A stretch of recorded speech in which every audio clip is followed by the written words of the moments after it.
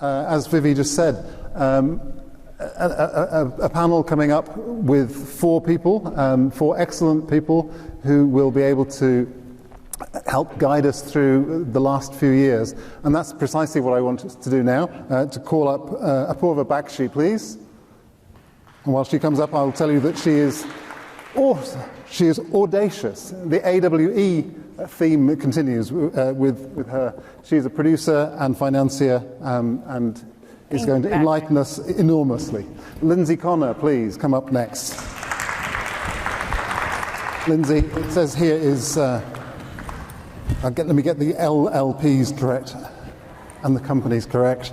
Partner at O'Melveny and Myers. An old friend. Thank you. Bennett Pozil. Hello. My job today will be to limit the number of jokes that Bennett cracks. And finally, last but not least, Erica North, head of Asia-Pacific Originals for Amazon. Or rather, I should say Amazon Studios. Let me get that correct. The title was changed, of this panel was changed just a few days ago to fit something. I'm not quite sure what it is, but it says, what happened... No, it doesn't. It says, how Asia markets change and what it means for Hollywood. That's an interesting topic. And I'm going to frame the terms of reference by saying, what happened over the last 3 years, and I'm going to make our panelists just speak very, very briefly to that topic. One idea from each of you. What happened in the last 3 years? And don't say COVID, because we already know that. Bennett, you can go first. Yes, sir. I can't believe Peter Chan is here, by the way. And, one of my favorite directors of all time. American Dreams in China was such a great movie, and in fact, I think two of the stars there, I think, were Huang Xiaoming and Tong Da-Wei, and I got to finance their next picture after that, and so we spent a lot of time talking about the importance of American Dreams in China, and so I just want to say thank you for being here. And that's what's changed over the last 3 years. That's what I miss, because I remember, being in Rosewood Hotel in Beijing. He was always there. I think it was that 7th floor. Nice little private lounge up there, and he always had his little corner, and you'd see different, really... Are they paying you? No, they're not paying me. I mean, but this was the whole love and attraction. I'm sure Lindsay would say the same thing, because from 2011 through 2019, although starting in 17 it was tough, that's what it was about. It was being in China, being a part of that burgeoning business, and if you had an opportunity to bring some of it here in a collaborative way, that was great. That's what we've lost, not just because of the 5-letter word you said not to mention, but there's another 5-letter word that politically, damaged relationships as well. And so those are the things I hope we can recover from. Is it? Well, I think he's thinking of a different American politician. But. Yeah, thank you. That's 5. Okay. Okay, so your key takeaway is the absence of China, or the changed relationship with China. Well, I'll just say that we're not physically together to keep things going. Got it. And so you just have to focus on doing your own thing. Now, we have a business in China that's focused locally, and we started it off that way, and it's still that way, and it's still doing very, very well. It just doesn't connect back here like it used to. Got it. Erica, same question for you. What is the biggest change for you in the last 5 years in the Asian markets, and why does Hollywood care? Right, good question. I love that I'm warming up. Let's get into this. I mean, I think really when we're thinking about what the simultaneous global distribution of content has democratized access for filmmakers and for content creators. So there's never been a better time to be a content creator or a content consumer. If you think about what the last sort of 3 to 5 years have taught us, absent the 5-letter word we shall not mention, it's really that we've started to see just the true appetite and the true potential for international non-English language content, and in relation to this panel, specifically Asian content, start to really come into its own. And I think it's an incredibly important time for those of us that are on the buy side and those of us that are on the sell side to continue to make mindful decisions and to accelerate that flywheel. You're putting a positive spin on streaming. Wouldn't I? Wow. But I think, well, when we think about that, though, right, the streaming and the multiple dissections of content distribution, they've truly changed the game for producers. And when we think about that, ultimately it's about opening up. When I think about my role and my team's role within our studio at Amazon, it's really about giving creators and producers access to funding, expertise, and support to bring their best ideas to life, right? And that's genuinely, Apurva knows this from our time working together, but genuinely the question is, what is it that you have not had a chance to make before that we can help you bring to life? One moment. Lindsay going next, because I know you're going to be feisty. What makes you think I'm not going to be feisty? Look, Because you didn't tell me you were going to. what's changed? Let me start by saying if we take politics out of the discussion, then we're going to have a very antiseptic discussion. We sometimes say, let's not ignore the elephant in the room. In this case, let's not ignore the dragon in the room. China, from 20 years ago, China was a very powerful country, but a zero from Hollywood's standpoint, and that's the way the studios marked it down when they evaluated film. China went from zero to hero, and now is regressing, if you will, from a Hollywood standpoint, to becoming a much smaller part of the picture, although major Chinese companies are still doing a lot of business in Hollywood and in the global entertainment industry. But obviously there's been a tremendous pullback, a chill in that relationship. And it was, China was so active, and we were active in China. China was active here, and I mostly represented Chinese companies doing business in Hollywood, many of whom still are. But that's what's happened in the last few years. But entertainment has a way of surmounting, getting around barriers, figuring out a way to be creative. The film business started before World War I. So to say the least, it has survived and surmounted barriers. And so we're seeing other markets in Asia emerge. Japan has continued to be a strong market, but South Korea has become an enormous market and a hugely vital part of the entertainment world. And India, which had a very strong film business long before somebody said, let's call it Bollywood, where it was already releasing 600 films a year, is increasingly important. And places like Indonesia, the Philippines, Singapore, and so forth have just gotten more and more important. So as China has receded a little bit, the rest of Asia has moved forward. Not only were you feisty, you had three topics at once there. Apurva. I feel like because the positives have been covered, of course, the 3 years has seen an uptick to streaming, specifically to originals that have been emerging, and a big shout out to Squid Games. I'm a big fan. But overall, I feel like official censorship is something that we are struggling in India. And moreover, because of that, it's like not only the producers, but all the streamers are feeling shackled. And if there is no support system, then the independents will really suffer. So that's one thing. And the second, I feel, is just, APAC, and however much we love being called a community, we are different markets within the South Asian community, and we need, like Taiwanese and Philippine, like I've been to Korea, and it's now very amply clear that all industries need their own support systems to build out.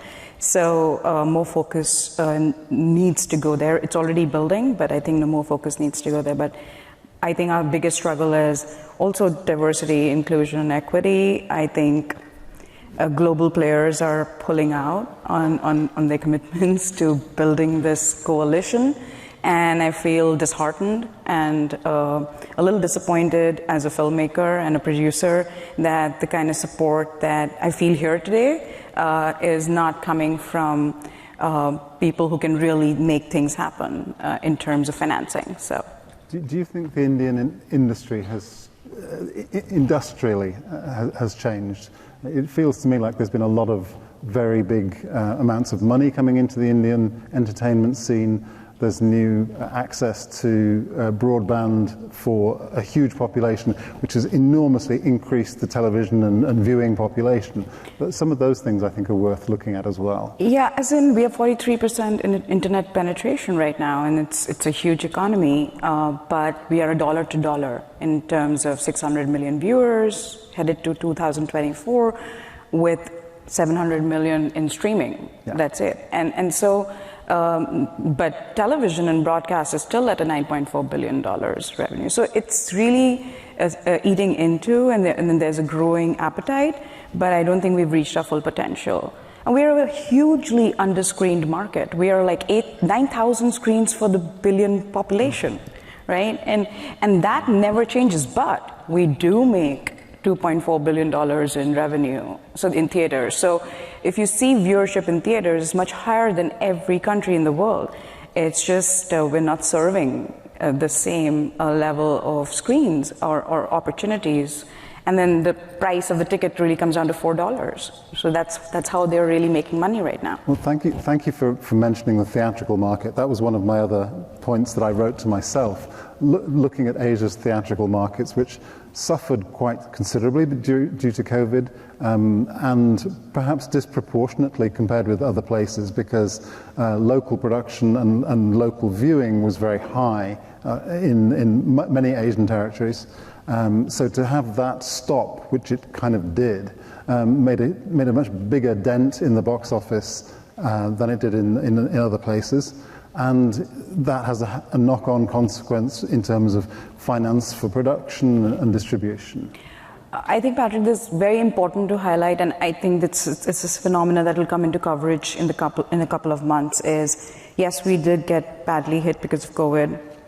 We're just a very crowded nation, so we had to take precaution. But what really happened was, I think we were on a path to recovery. The theatrical numbers are much better than the United States. We started with pre-pandemic was 2.1. We went to 1.2 last year, but we're well on track to be 2.4 billion back in shape. But there is a cancel culture to big blockbusters right now. There is a South Indian prolific work that is coming from the South, which is actually beating the Hindi language quintessential Bollywood productions. And I think that's very interesting to observe right now. There's a cancel culture because of the official censorship that I just pointed out.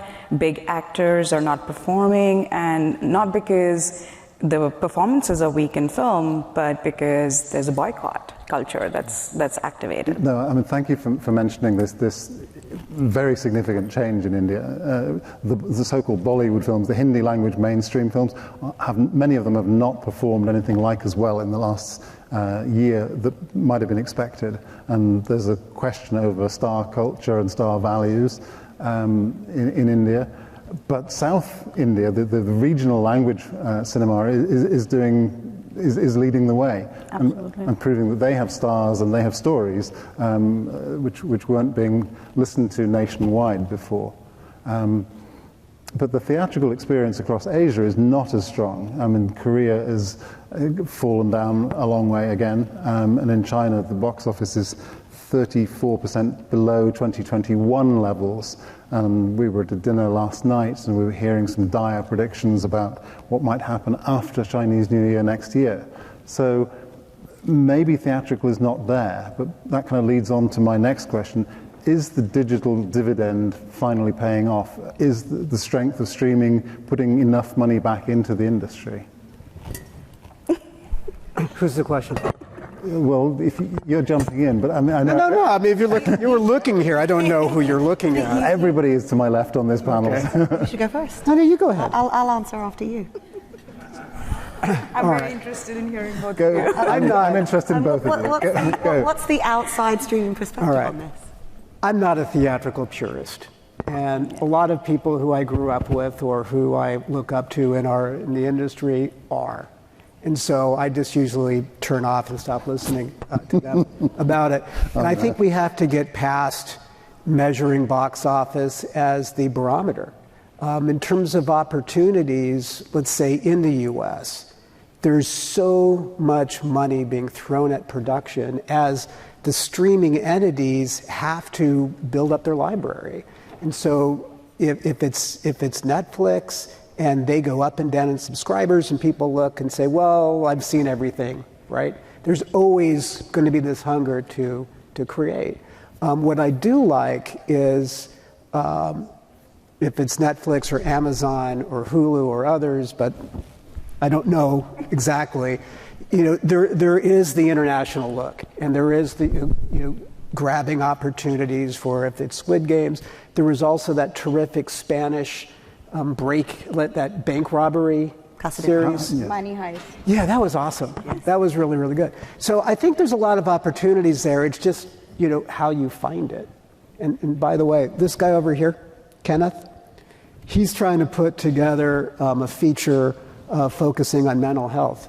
So he needs access to streaming. Because I think through streaming, you just reach so many more people, right? Go ahead. There we go. Eric. We didn't plan this out, by the way. No, it sounded pretty good, It sounded right? very organic, very good. I think, look, the reality is there is consumer appetite globally for content, and streamers worldwide are really seeking the very best stories that will be exclusive or somewhat exclusive on their platform, that will drive through conversation, that will drive through clutter and connect with customers. At the end of the day, we're all about investing in content that is worth our customers' time and money, right? So at Amazon, we're very customer-centric, and our customers are worldwide. We think about ourselves as the most local of global services. So we are pouring investment and effort and time into finding the very best local stories to give them that amplification. And I think that appetite is only going to drive, and of course, Patrick, you and I, we've known each other for a long time, and when we think about what local production means, there is an evolution. I think building on what I said earlier, what we're talking about here is the aperture of what the definition of Asia Pac in the streaming world has now widened. Right? It is beyond just China. It is South Korea. It is South Asia, which in and of itself is not a singular definition. We have all of Southeast Asia, so Thailand, Indonesia, Philippines. They're all growing in their own ways.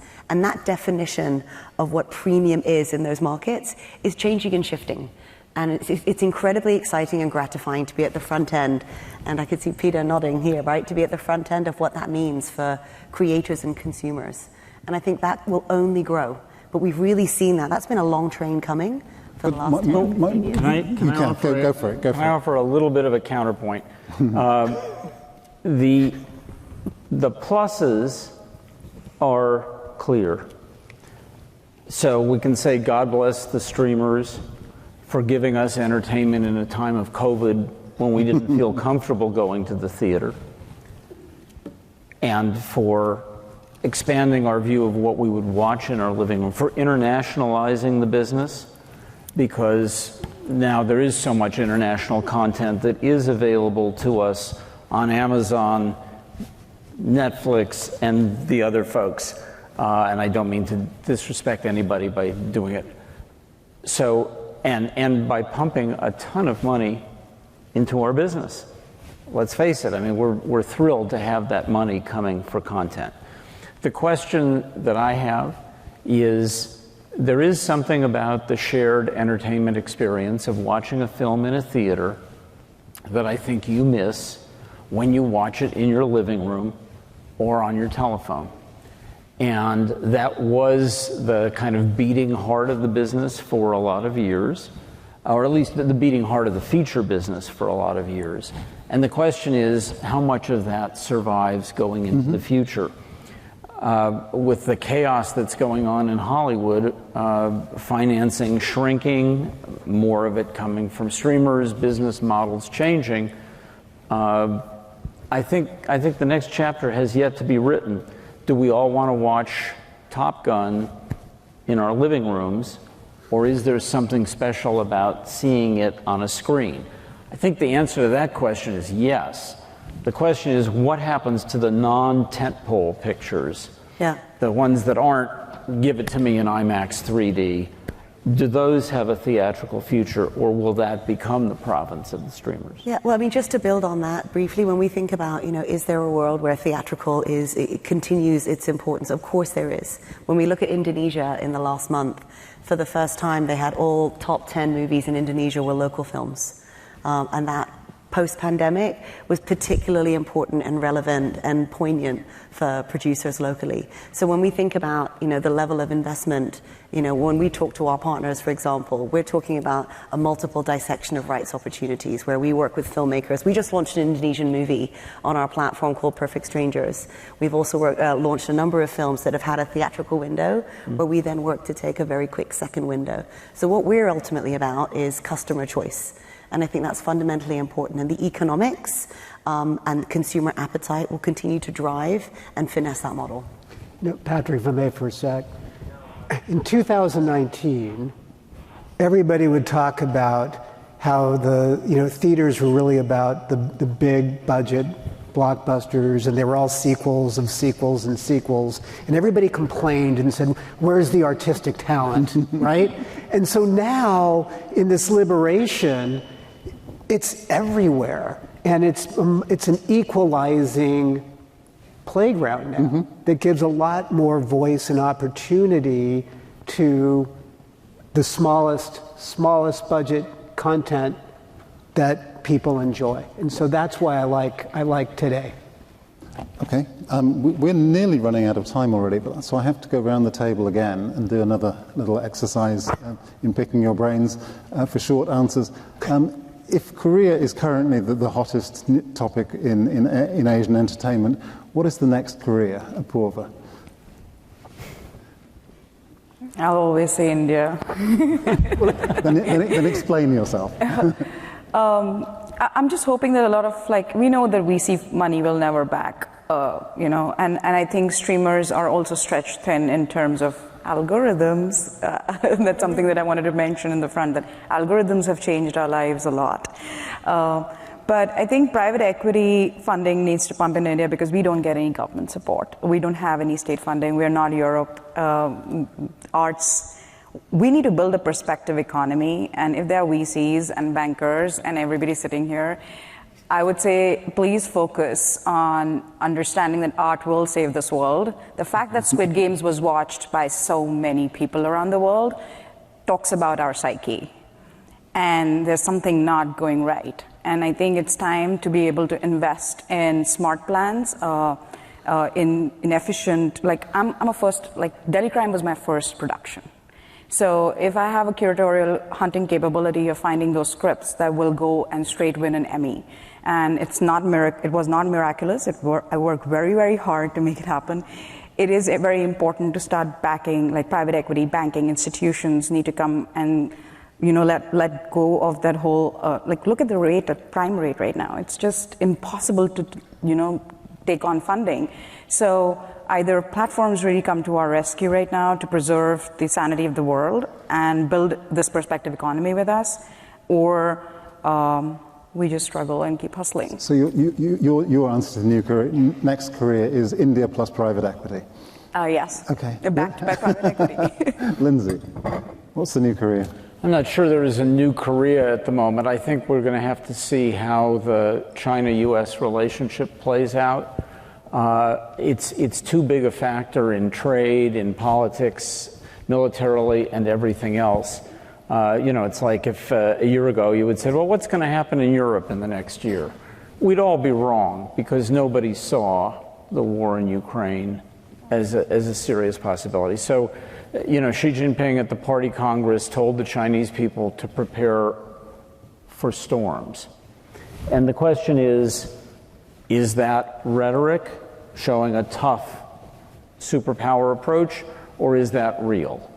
And I don't know. I don't think any of us have a crystal ball. If we want to put a happy face on it, which entertainment always does, the question is, what is the weather forecast for the next 4 years? Is it really stormy weather, or is it, to borrow a movie title, cloudy with a chance of dumplings? I mean, it's not going to be warm, but are we going to be able to get beyond the politics and really expand ourselves in entertainment? Or is entertainment just going to be in survival mode, relying even more heavily on the streamers than before, because that's what we can get in our living rooms, with content coming from across the Asia Pacific spectrum? Got it. So Bennett, what does your crystal ball hold? You know what, I dropped my crystal ball coming over here. Damn. So I wasn't really able to make out what it was saying.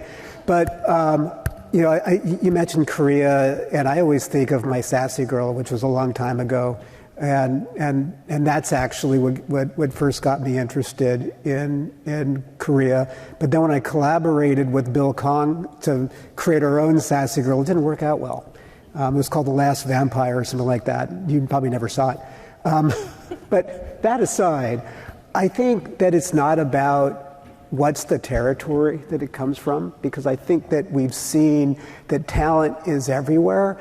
And I like the disruption right now, or if revolution is the word for it, and I'm hoping that, you know, every country on the planet can start to create something really interesting. And I'm actually, you know, thinking like the middle of Africa. You know, maybe it's Nigeria, right? Or you know, Kenya, where there's something that can really come out. Saying the rest of the world is hedging your bets. You like that? That's why I'm a banker, okay? Very good. Erica, the last word goes to you. Thanks. I think first I want to recognize and emphasize what Apurva mentioned earlier about just this melding of creativity and private equity and finance, because ultimately, you know, we are at the sharp end of being able to bring these stories to life. And this is ultimately a creative business where you don't have one without the other. And so I just want to recognize that as a really important point. That also gave me a little extra time to think through my answer. It did. Like that. You're welcome. Buying time. It's a lot of pressure having the last word. But I think the reality is there is such a depth of talent across all of APAC. But I think if I was a betting person outside of South Asia, I would say Southeast Asia, with a specific focus on Thailand. Thank you very much. And there's no elegant way to do what I have to do next. I have to dismiss my panel and say thank you very much. Thank you. Thank you, Patrick.